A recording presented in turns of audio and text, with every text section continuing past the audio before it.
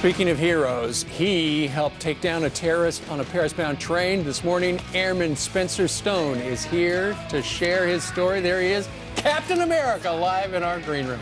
He's coming up very shortly. Good morning to you, sir. So glad you decided to go through Europe and not go home. Yeah, absolutely. All right, 1 minute now after the top of the hour. I believe Brett Baer is here. Is that correct? Well, he is, but he's exhausted because, Brett, on the first week of the NFL, you took your family to a Redskins game, right?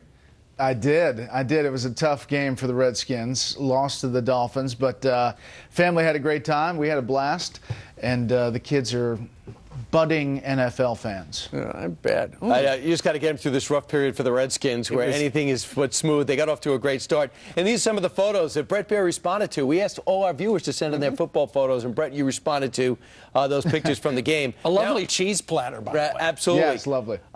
And that's a lovely group you have there. I believe those are Redskins cheerleaders? I hope so. I think they are. All right, look at my kids' faces. Yeah. All right, so let's talk about round two of Republicans. We know it's a big debate week this week, but over the weekend, anything but typical. As new polls come out, solidifying 1 and 2 in Iowa as well as South Carolina is Ben Carson, as well as nationally, and Donald Trump. Two very diverse candidates, 1 and 2. Don't tell me you predicted this, Brett. No, I mean, no one did. Come on, this is unbelievable. 53%. 1 and 2. If you add up those top two, it's more than all the others combined. And so you have a situation heading into this debate where the others really have to change the dynamic, and they'll have to do something to challenge the front runners.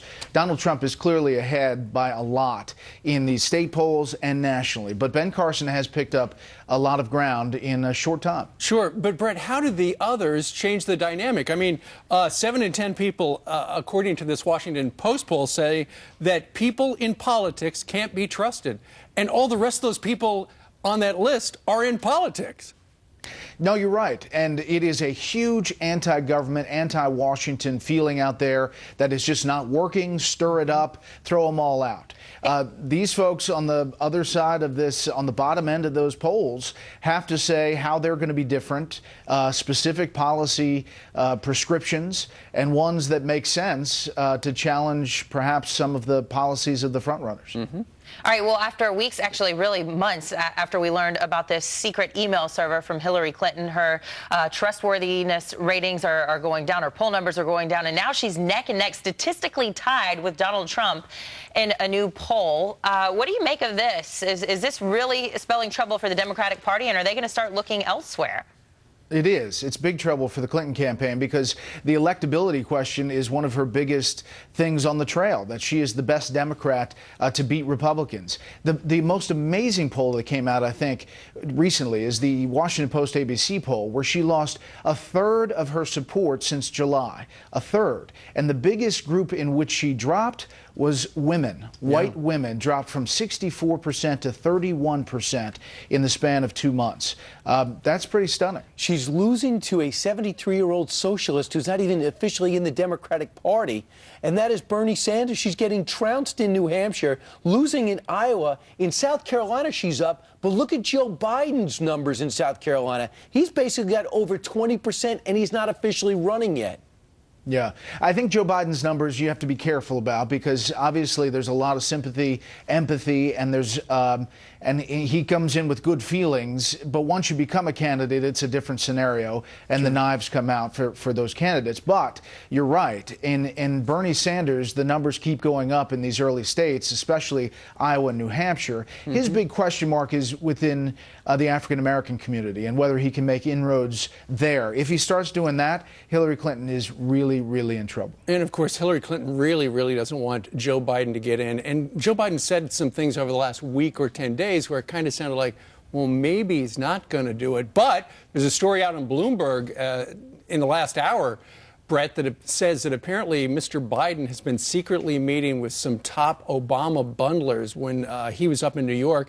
And now, if there is a timetable, they could be aiming to roll out Joe Biden as a candidate at the end of October or early November. Just as Hillary's numbers are going down, time for him to step in.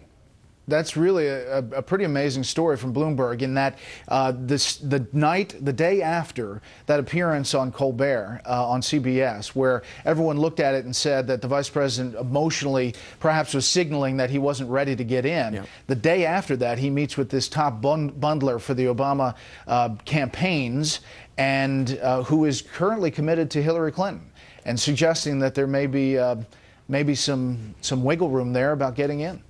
Yeah, we'll see if this more spontaneous Hillary Clinton will start solidifying the polls or bouncing back in the polls, because right now it's got to be almost panic time for her. Because the planned spontaneity is tough. You know, when you plan the spontaneity. That's all.